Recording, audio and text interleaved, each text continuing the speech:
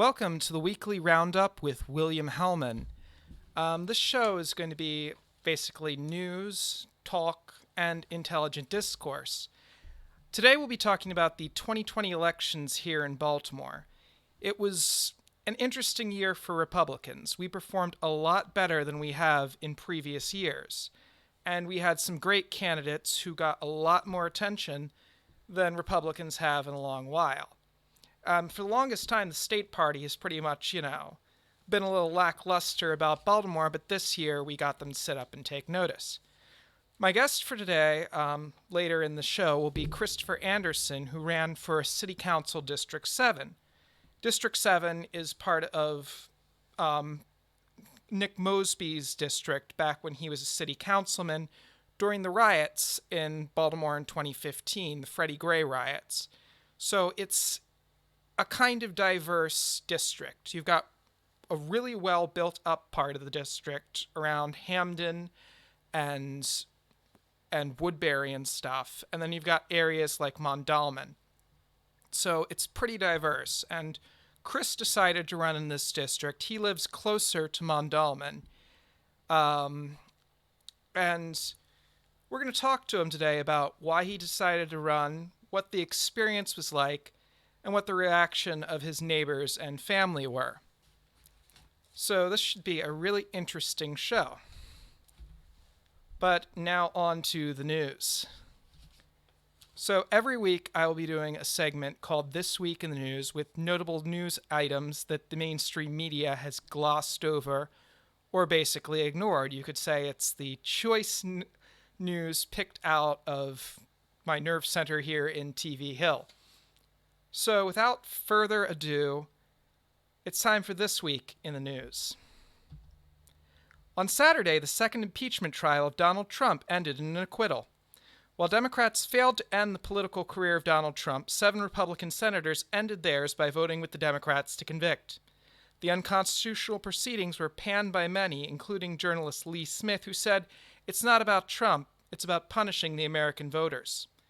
After winning a vote to call witnesses on Saturday, Democrats then instead called for a vote on the impeachment, but failed to cross the two-thirds threshold to convict. The 7 Senate Republicans who voted to convict are Bill Cassidy of Louisiana, Suzanne Collins of Maine, Lisa Murkowski of Alaska, Mitt Romney of Utah, Pat Toomey of Pennsylvania, and Ben Sasse of Nebraska. Early last week, ICE officials canceled a multi-state raid targeting illegal immigrants charged with sex offenses. The raid, classified as Operation Talon, was canceled the evening before it was scheduled to begin, after agents had spent thousands of hours obtaining warrants and tracking the locations of dangerous sex offenders. In discussions with the Washington Post, senior ICE officials claimed that Joe Biden's White House had nothing to do with the cancellation of the operation, despite multiple actions they have already taken to effectively cripple immigration enforcement within the United States and at the southern border. House Democrats last week took aim at the free speech social network Parler, alleging their platform was used to plan the Capitol unrest. Representative Carolyn Maloney, the head of House Oversight Committee, sent a letter to Parler COO Jeffrey Wernicken, demanding that the network turn over financial records, including a list of the app's investors. In addition to claims that the app was used to plan the violent outbursts at the U.S. Capitol on January 6th, Maloney also alleged that Parler had attempted to negotiate with President Trump to make Parler his primary social network in exchange for a controlling stake in the company. As of this time, House Democrats have not attempted to investigate the involvement of any other social networks in the Capitol unrest, despite evidence that the incident was primarily planned on other social networks, such as Facebook. Last Thursday, the Associated Press published alarming new accusations about the left-wing group The Lincoln Project. The group, which claimed to be conservatives fighting the corruption of Donald Trump, had been embroiled in scandal for the past month when it was revealed its founder, John Weaver, had been sexually harassing young men for years, and in one case attempted to sexually groom a 14-year-old boy. While the group was quick to feign ignorance and outrage when the scandal became public, Thursday's AP report shows evidence that the organization knew about Weaver's behavior since June of 2020 and tried to cover for him until his departure in August of that year. In addition to these accusations, the piece also alleges the group funneled $50 million of the $90 million it raised into firms controlled by the group's leaders. Last Tuesday, the head of the New York Stock Exchange penned an op-ed in the Wall Street Journal, threatening to pull the world's largest stock exchange out of its namesake city if legislators in Albany moved ahead with a proposed transaction tax on the sale of stocks.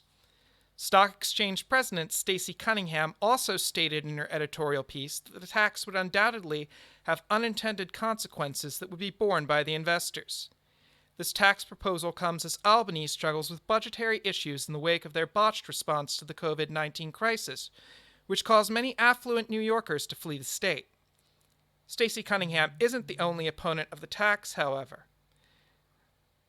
The governor's office also seems to be against the tax, with Budget Director Robert Mujica stating the pandemic has shown us that people can do business anywhere. If you raise the taxes like that, people will move their transactions and servers out of state to parts of the country where those taxes don't exist. If forced to move, the exchange, which was founded in 1792, will be leaving New York after 228 years.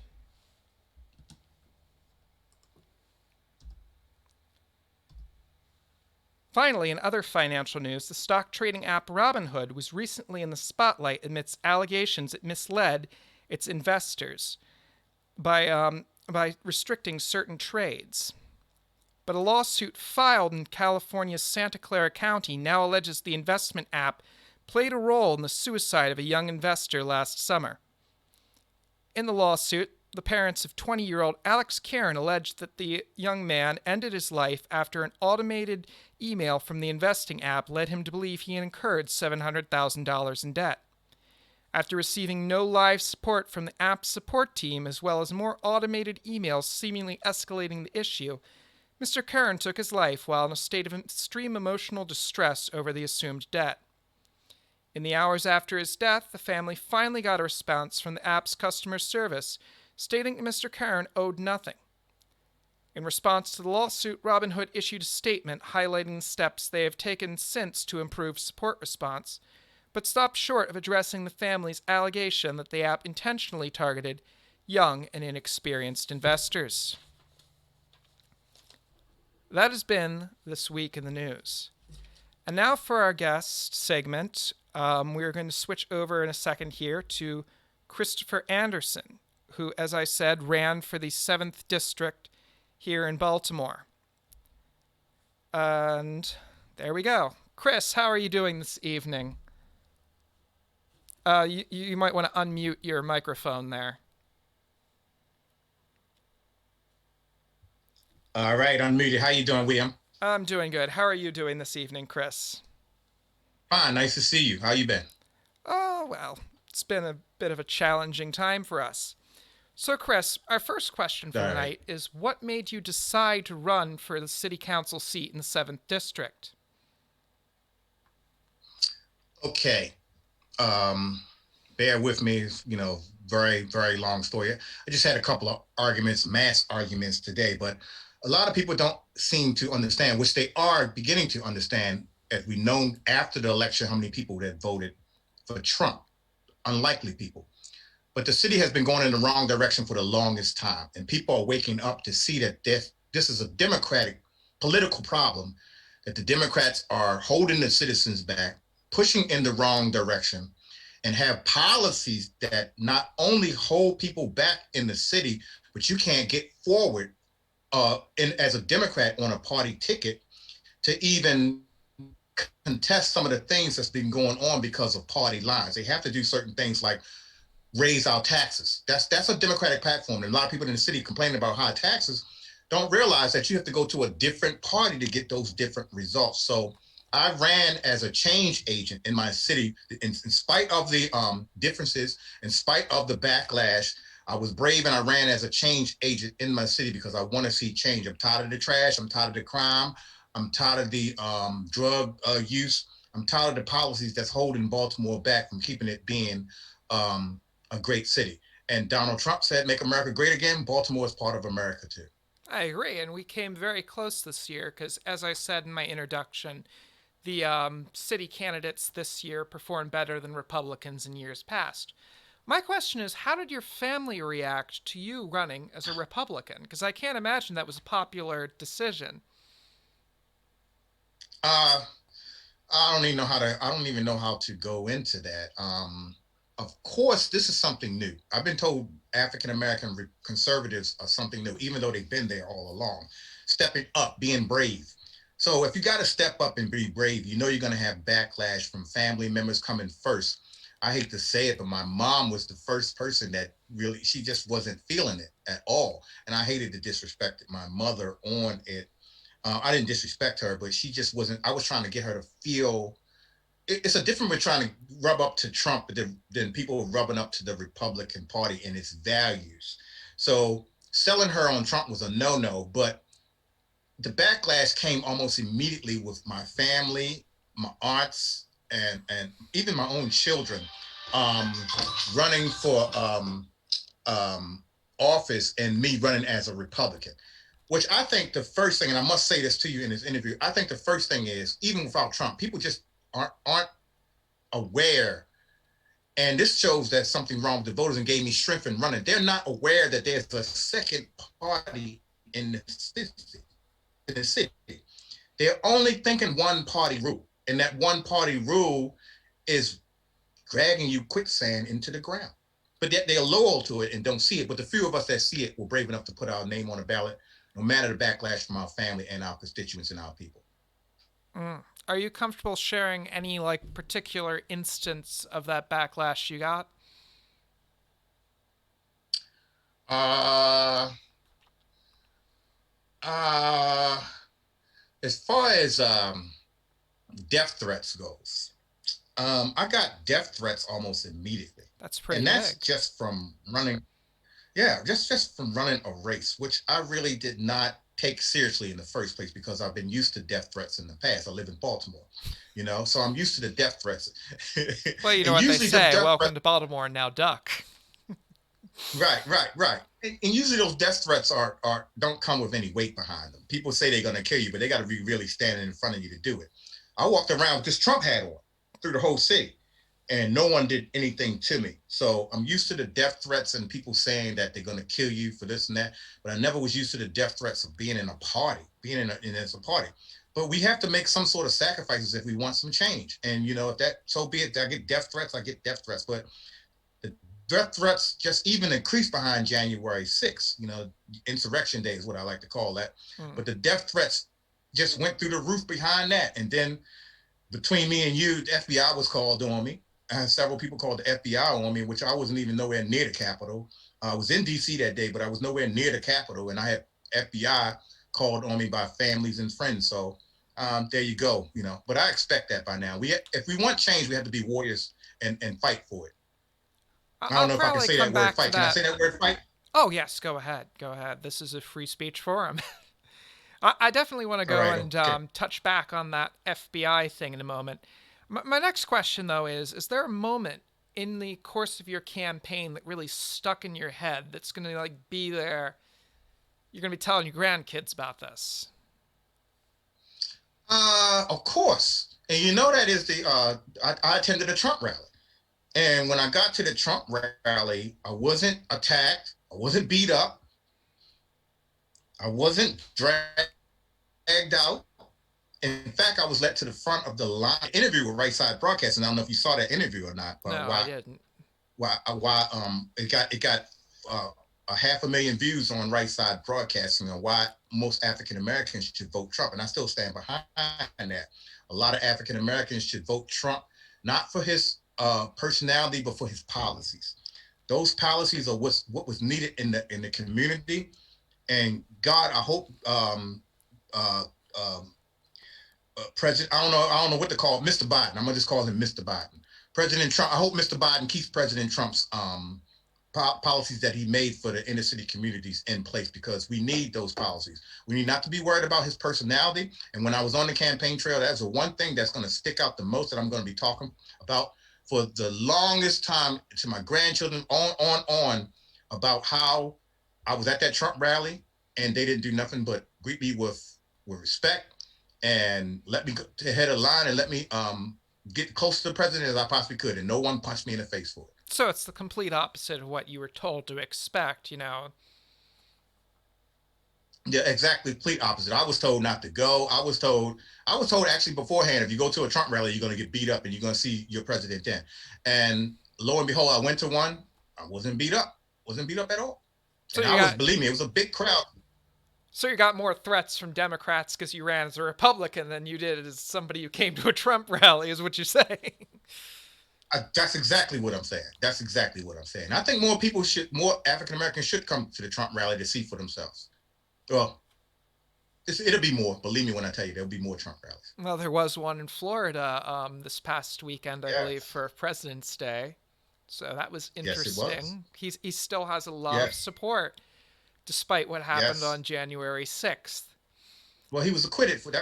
He was acquitted for that. Well, yes. You know? Well, Twice. The only president to be acquitted twice in an impeachment. And is it? as you heard during the news segment, this has been panned as unconstitutional. They couldn't get a Supreme Court justice to sit for the impeachment trial. And it was just all about attacking the American voters. That's correct. You're correct. So how did you feel though, being there on January 6th on the other side of the city when the shit went down near the Capitol? Uh, First of all, I really don't have no feelings about it. I was gone. I was gone at we were gone. We were on. We went up there on buses, and it was more a bus for So the rally. And plus, I had an you weren't interview. even in the city at the time. No, no, and I was doing an interview with Right Side Broadcasting. That's what I went up there for. Of course, I wanted to hear about the election fraudulent votes that were taken from one side and put to the other. So I went there to hear it, and then I was supposed to do an interview. Well, lo and behold, the interview was overshadowed by something else. But I heard about the something else and the gunshots and everything while I was on my way back to Baltimore. And that's when a lot of people called the FBI. Oh, he's down there, because I posted on that I was going down on the bus trip. And next thing you know, I'm like, what happened? What happened? And then we were hearing about it as reports were coming in from the news. And all I heard was someone was shot. And I did not know that the Capitol was even breached. I had no idea at the time. Mm. It definitely was a shocking that this even happened, especially since we are the party of law and order. Some people say that this was actually instigated by Antifa, and there actually is currently a member of a left-wing group who's under indictment for their involvement in the riots. How do you feel about that? Do you think that that's the case, or do you think that this was more of a mix of a few stupid, misguided supporters mixed in with the Antifa rioters that possibly came in there? Well, one of the things that really disturbed me when I came back to Baltimore, there was a Black Lives Matter leader there. And he had a Trump hat on his head and was caught up in the insurrection. And I believe that's the one currently under indictment.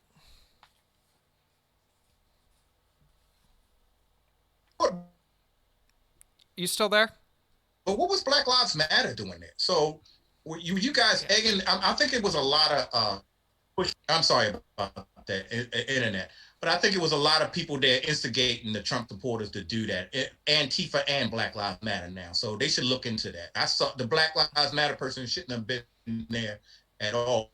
No one, for some reason, the media hasn't said a word about that. Well, of course not. They're not going to say anything about anything that contradicts this narrative that Trump supporters like yourself and I are some dangerous extremists. Right, white racist. White. Do I look like a white racist? A white racist. What is it? White nationalist terrorist, domestic terrorist. Well, no, you don't. But they do not live in the same reality we do. One final question: do you have any regrets about running for city council? And would you do it again? No. No. Yes. No, I have no regrets. No regrets at all. In fact, I think I should have fought harder. In fact, I'm going to say that again. I think I should have fought harder. And this idea of a sellout or a traitor of African American services is a big giant lie. There's two parties, and we have to. I just talked to Tom. You and I know Tom, the GOP chairman here, and I think I should have fought a little bit harder on the right because things have gotten really extreme on the left, and now we have to combat them with our values here on the right. And I think there's no middle ground anymore. There's no middle ground no more when your family's calling the FBI on you for something that you didn't even do. So I think yes, I'm going to run again, and yes, I would have fought. I'm going to try to fight twice as hard the next time around. Well, I definitely look forward to it. We do need more leaders like you in the city. You said your family called the FBI on you. Well, I'm talking about family members called the FBI on other people as Oh, well. yes, You got yes. family. Brandon Straka was one of the people. Yeah. I didn't want to. Right, I didn't want his own family type of man. I mean, things have got. I mean, we got to listen. It's they sad say the country's divided. Yeah, I mean, the man's a great guy. I've met him in person briefly, and he wouldn't hurt a fly. So it is to the point now where they have, whether it was fraudulently or legitimately, they've won the election, and they believe now's the time to punish anybody who dissented. And so we are at a very dangerous point with the country right now. Right. And did you see the fact they said to take the shield? I actually wanted to see the video about that. And you look at the video, it's not even Brandon saying take the shield. It's not. He's not even taking the shield of the police officer, and he's nowhere near him. And it's somebody else yelling take the shield. Well, we just have to hope that the courts are not completely compromised yet. And at the very least, with the exception of 7 senators, we know that, the party is not completely compromised, although Mitch McConnell is on some very rocky ground right now. Yeah. Well, we need to worry more about not Mitch, but what is this? What is the other guy you mentioned earlier? The second guy. He ran for president against Barack Obama. Mitt Romney. Him is who we need to worry about. Mitt Romney, because I think he's a rhino at this point. I think he's a rhino. I think he's been for years, but well, right. Anyway. Yeah. And that music means that it's time to start the next segment of our program. I believe we talked about this the other day. So we're going to play a little game called Democrats or Dictators. Yes. So the rules are simple, Chris. I'm going to read you a quote. I want you to think long and hard before you answer, but you need to tell me, is the person who said this quote a Democrat politician or a 20th century dictator? It could be anybody. It could be Nancy Pelosi. It could be Kim Jong-il. That's the fun of this game, is that it'll really throw a curveball at you. So, are you ready to begin, Chris? I'm ready. Let's get everything all switched up here. I get 100. I'm sure you're going to do great. Today's quote is, "The good of the community takes priority over that of the individual." Now think very hard. Was this a dictator who said this, or a Democrat? Can you repeat it? Okay, give me a second. The good of the community takes priority over that of the individual.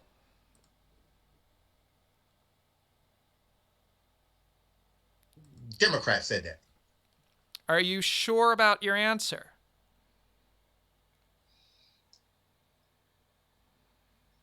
Yes, I'm going to stick with that answer. Well, you're not totally far off. This actually was said by a dictator. This was Adolf Hitler in a 1931 interview with Richard Brighting that he said this. But, and here's why I said you're not far off, Hillary Clinton made a similar quote. She said, "We must stop thinking of the individual and start thinking about what is best for society." Okay. All right. It sounds Democrat. Yeah. Okay. Oh, it definitely does. They've said some things, and that's the fun of this game, is it's a real curveball every time. But, that was going around, especially in 2016, that Hillary basically quoted All right. Hitler. I'll get the next one. You want to do another one? Well, since this is the pilot episode, let's do another one. I'll try and give you one easier here. Okay. Here we go. This is a good one. So, for all the marbles, we recognize the fact of their inferiority stamped upon that race of men by the Creator, and from the cradle to the grave, our government, as a civilian institution, marks that inferiority. Was this said by a dictator or a Democrat politician? Now, keep in mind, A dictator. A dictator better said. This A Democrat not.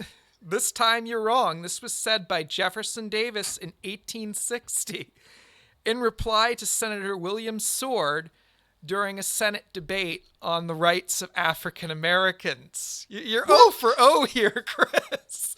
19th. What year? What year? 1860.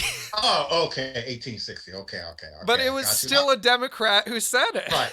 Oh my God, that's horrible to know. Well, it's a fun little game because you learn just how terrible these people are. The Democrats are. That's horrible. That is horrible. Well, that was their attitude back then. It was always focused on race. And Their attitude now, too. Yes. Although this time they won't actually say they believe someone is inferior, but studies show white liberals do talk down to and dumb down their speech for African Americans. Ooh, dinner's coming back on me. That's true.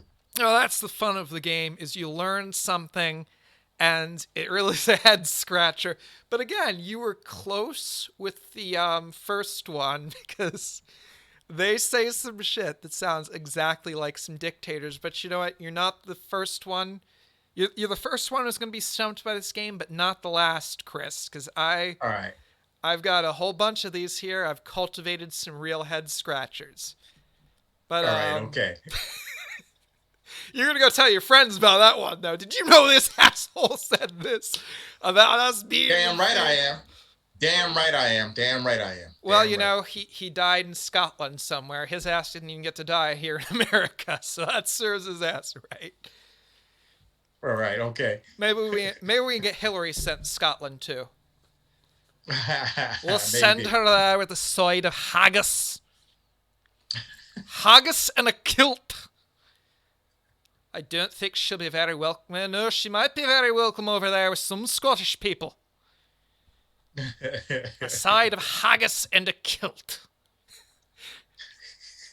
Watch this video get blocked just for that little invitation I just did there. Well, it was great having you on, Chris. I hope we get to have you on in the future, too. But we are nearing the end of our program here, so I'm going to go to my outro. Yeah, you have a good evening, Chris. Thank you. No problem. Anyway, as I said, the 2020 election in Baltimore was momentous. We had politicians like Chris run. We had a lot of other great people, and I'm hoping in the next few episodes I'll be able to have more 2020 candidates on. And it was an exciting year for us, and I'm hoping in another 4 years we can repeat that success. As Chris said, it's really important, too, that to really get that success to gain momentum, though, we do need to put forward the idea that there is more than one option, that the left has gone radically to the left, and that it no longer represents the needs of the people here in Baltimore. And it's a sad fact that it has. And it's also a sad fact that Chris and many other Republicans from minority backgrounds, not just black Republicans, but gay Republicans, Muslim Republicans, go through this every day, this kind of intolerance, because people believe that they should be part of one party. Hopefully that's going to change. Hopefully in the next few years we're going to see a renaissance of thought. But on the other hand, it could just get worse. We are in a situation with a new administration that seems very much intent on targeting these minority conservative voices the most. They've gone after Brandon Straka. Social media has gone after Mike Harlow. And they're going after people like Candace Owens. It's going to be a matter of how hard we fight. Anyway, I hope to see you guys again in 2 weeks to a month. This has been the Weekly Roundup with William Hellmann. and thank you for watching.